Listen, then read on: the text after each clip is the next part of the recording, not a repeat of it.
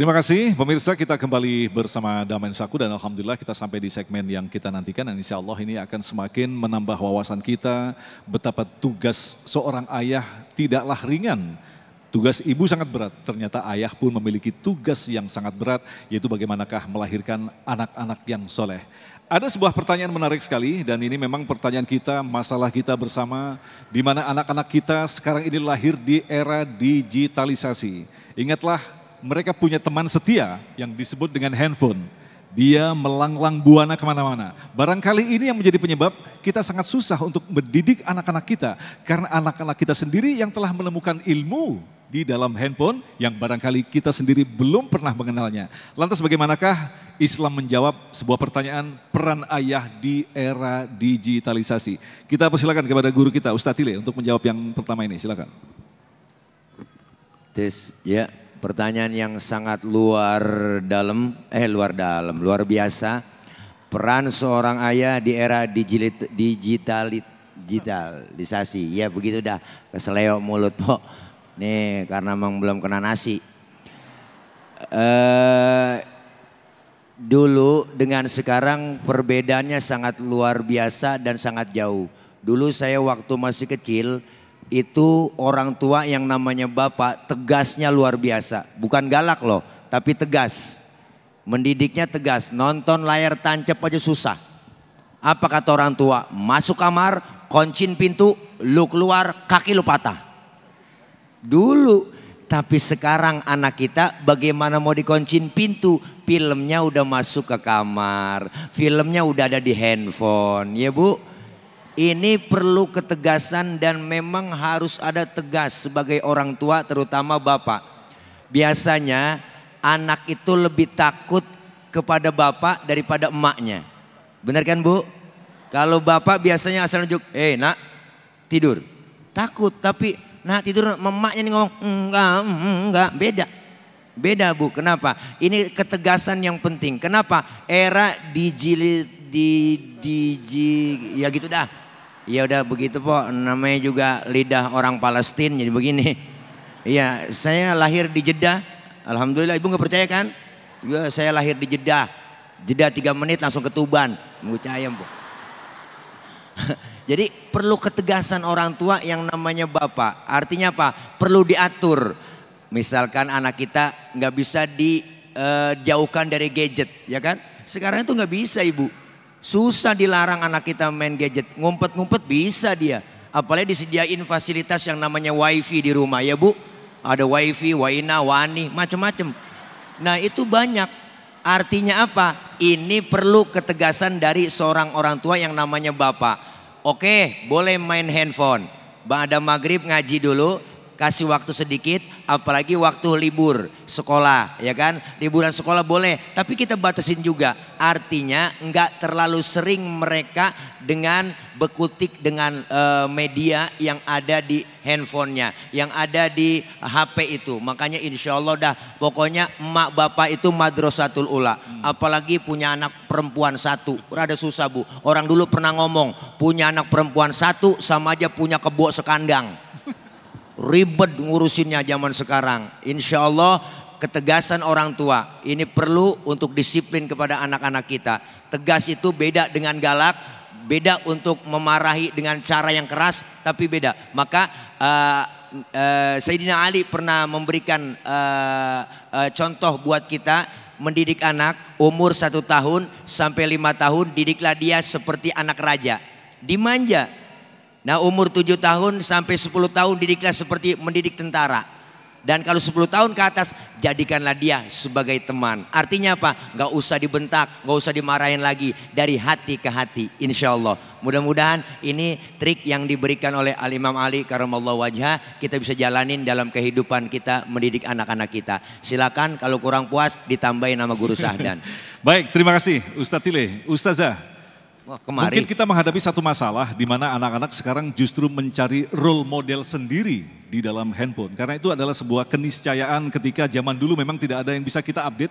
Sekarang begitu gampangnya mereka mengupdate.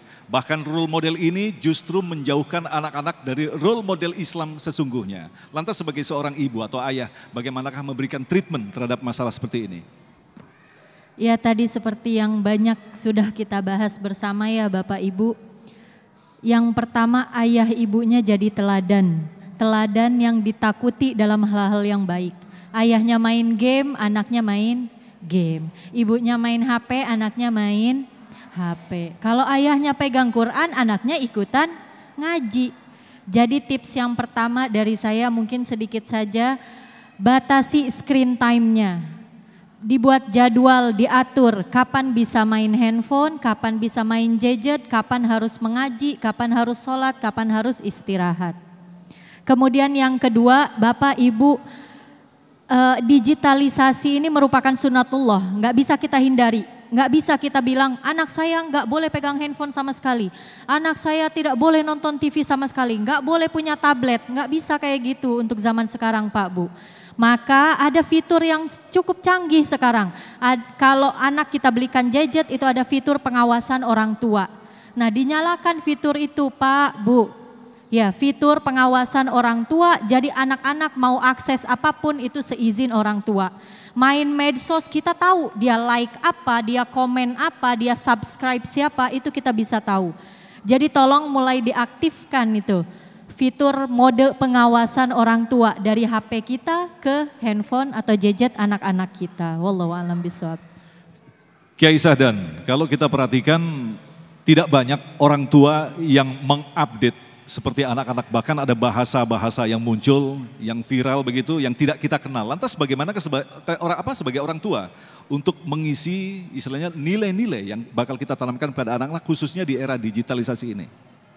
Iya, sebagaimana guru-guru kita tadi menggambarkan ya, kita anak-anak kita nggak bisa terlepas dari gadget ya. Maka hari ini yang dibutuhkan oleh orang tua, khususnya ayah, karena ayah memiliki peran yang vital nih. Tadi kata guru kita, anak lebih nurut, lebih takut sama ayahnya. Jadi seorang ayah bagaimana bisa menjadi ayah yang baik sekaligus asyik. Ini kan ada ayah yang baik tapi kagak asyik buat anaknya. Iya kan?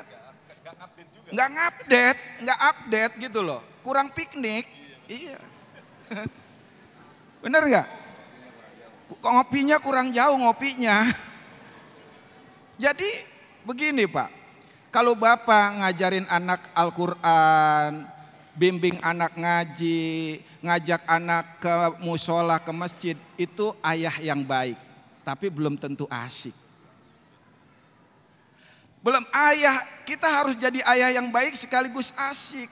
Asik diajak ngobrolnya, asik diajak bercandanya, asik diajak curhatnya, asik ketika diajak jalannya. Nih kadang banyak ayah yang baik tapi jadi ayah bisu. Serem. Kalau di rumah yang ada dua doang. Kalau nggak nyuruh marah-marah. Itu doang tuh. Karena saking sibuknya lupa perhatian inten kepada anaknya. Anak pengen laporan setoran hafalan, anak pengen nunjukin nilai sekolahnya, ayahnya pergi entah kemana. Pergi gelap, pulang gelap, sehingga anaknya kalau ditanya, bapak mana? Gelap. Bapak gelap. Jadi anak pengen ngajak bercanda, anak bapaknya langsung pulang istirahat. Pak main ya pak, no sama malu aja, gua capek. Bapak habis pulang kerja capek nak. Masya Allah. Pak, sesibuk apapun sempatkan kita menegur anak kita, ngobrol sama anak kita. Ini kadang-kadang nyapa aja enggak, senyum aja enggak kepada anaknya. Mana bisa anak kemudian harinya nyari pelarian ke game online siang malam. Kenapa? Anaknya, bapaknya nggak bisa diajak main, nggak bisa diajak ngobrol. Ini hati-hati Pak. Baik. Maka jadilah anak yang ayah yang baik sekaligus asyik. Terima kasih Kiai dan pemirsa, seperti yang telah kita janjikan tadi di segmen 5 nanti kita akan berbincang-bincang dengan saudara kita dari Palestina yaitu Syekh Syakir Aiman, dan tentu saja kita akan kaitkan dengan tema kita, bagaimanakah mendidik anak menjadi anak-anak yang memiliki ketauhidan yang kuat. Kita tahu bahwa anak-anak Palestina khususnya di Gaza kehilangan orang tuanya, kehilangan ibu bapaknya, kehilangan rumahnya. Begitu kita tanya bagaimana kondisimu saat ini, mereka masih bisa mengatakan alhamdulillah, ini dari Allah. Ini sangat luar biasa sekali. Bagaimana mendidik anak-anak untuk menjadi seorang anak seperti anak-anak yang ada di Gaza, Palestina. Tetaplah bersama kami, Damai Indonesiaku.